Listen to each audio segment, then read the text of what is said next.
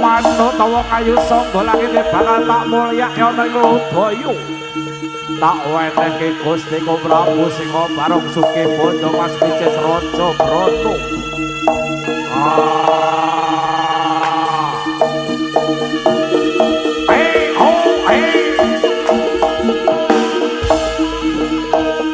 Sinusa dening Patih Jatasura.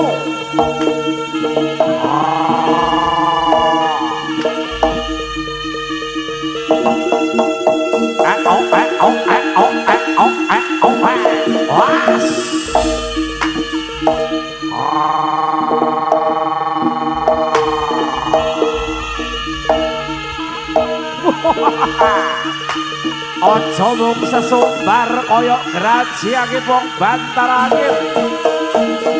Tanding ana kridaning Patih Singa